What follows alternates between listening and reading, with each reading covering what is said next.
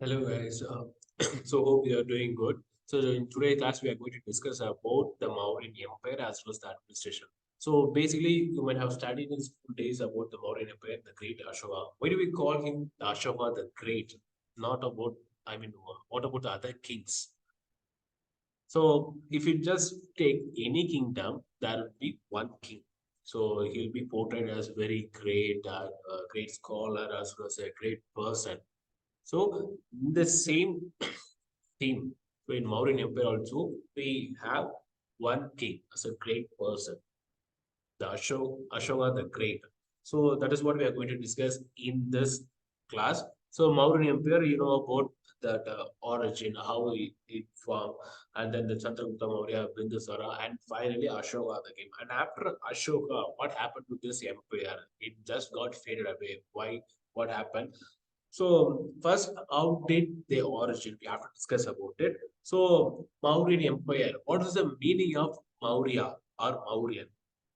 It came from Mauryan tribe. So we cannot. You should think about how this kingdom origin. So king sometimes born, but almost all the kings are made, not born as a king. They are born as a normal human being. How did they become king? That is what we have to think. So Maurya tribe. So Maurya tribe fell into Maurya. So that is how this Mauryan empire established. Even the classical writers such as Justin describe Chandragupta only a man of humble origin.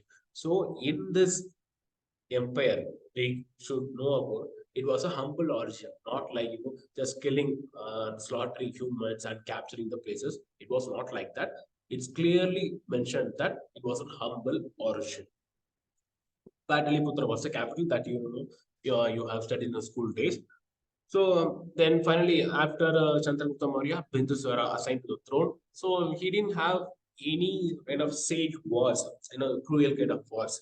So he was friendly with all the territories and the neighboring countries also. So he doesn't face any problem. But after Bindusara, Ashoka ascended to the throne. So he faced fratricidal struggle.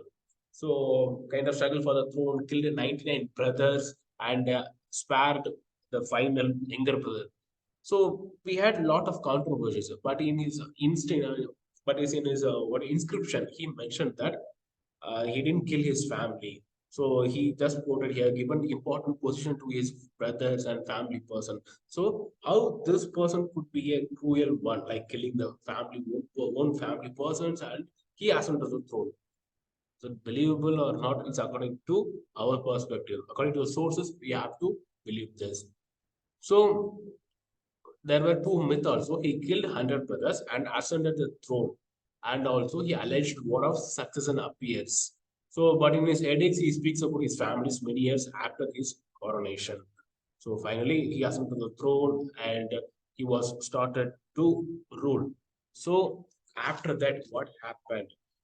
Kalinga War. So it was a famous war in the entire history of no, Indian history, not only Indian history, world history, according to the war perspective.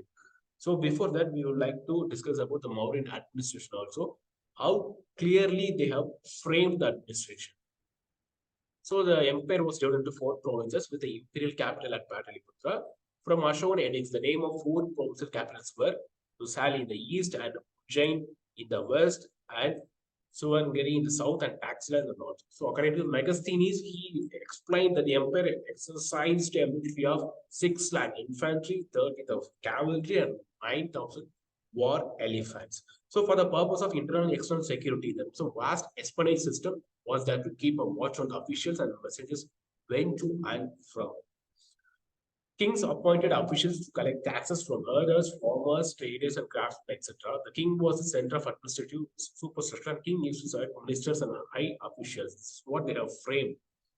So, king assisted by Mantri Parish, Council of Ministers. These were the Council of Ministers in Mauryan administration. Yuvraj, the crown prince, Purohita, the chief priest, the Senapati, the commander in chief, among the civil servants and a few other ministers and scholars suggest that Mauryan Empire was further divided into various departments with important officials. Revenue department, important officials, Sanidata, Chief Treasury, somehow the Collector General of Revenue. The same thing we are also now following. Thing is, the paying the taxes and everything is just turned into a digital mode. But the origin was from, we can just take it from this Mauryan Empire and military department. So, if a kingdom is very strong and powerful, there was only one reason, that is the military department. If the military department was very superpower and strong, nobody can touch it. So the magazine is mentioned a committee with the 6 subcommittees for coordinating military activity of this. One look after the navy, the second managed transport provisions, and third was responsible for food soldiers. The fourth one for horses, the fifth for chariots, and sixth for elephants. This is how they systematically planned and just segregated. So each person was assigned to one set of position, and they were just improving it.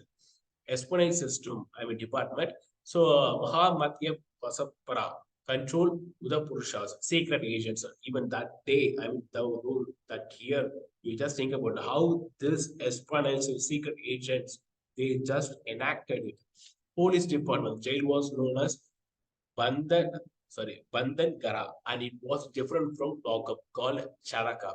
There were police headquarters in all principal centers. So this is how we framed it. So later, so it was during time of ancient and then medieval came and then modern. Now we are living contemporary. Till now we have all this system.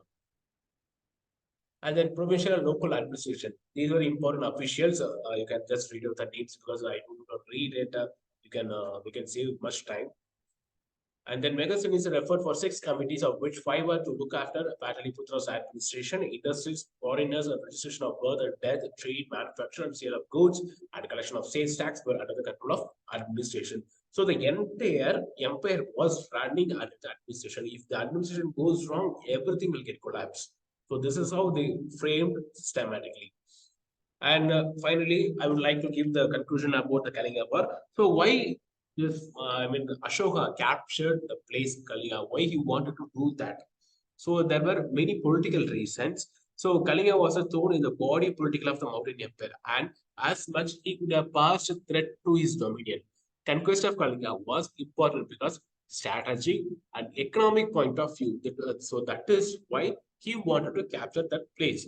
So if the southern routes from Ganges Valley and also a powerful maritime area could become a convenient source of income to the Mauryan Empire. So already Mauryan Empire, the administration was receiving enough income, economic, what do you call that, income to the Mauryan Empire. So if they capture this place also, the revenue can be added extra. So that is why he planned. But after the conquest of this Kalinga, it became unnecessary for Ashoka.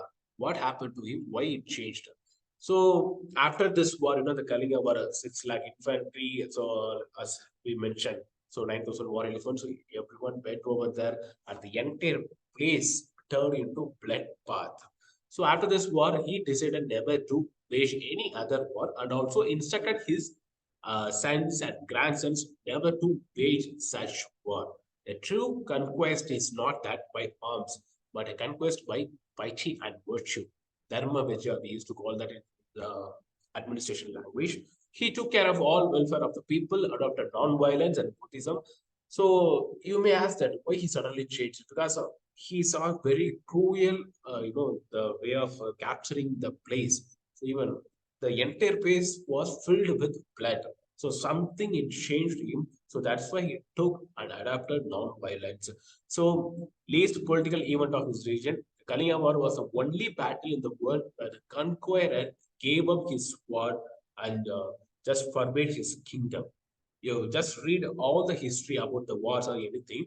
So the conqueror, once they capture the place, other kings, what they will do? They will just feel proud and pride. But this king, he don't want to capture any. He don't want to wage such war. So he came to that decision.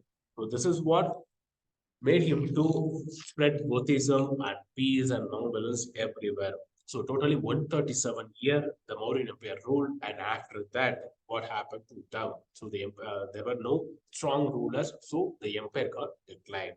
So hope you just understood the concept. See you in the next video.